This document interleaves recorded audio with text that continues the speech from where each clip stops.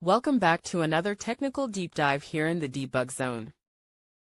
Today, we're tackling a big question and breaking it down with insights from other users. Hopefully, this clears up some misconceptions and helps you get the answer you need. So buckle up, stay a little curious, and let's jump right in.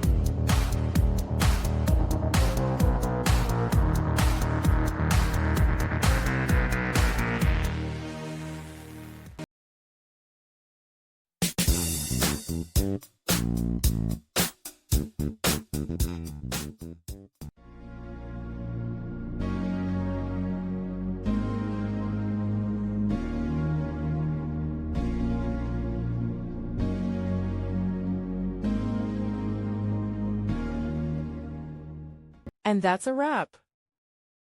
I hope you found the answer you were looking for. If you did, take a second to hit that subscribe button. It really helps out. And let me know in the comments which solution worked best for you. See you next time in the debug zone.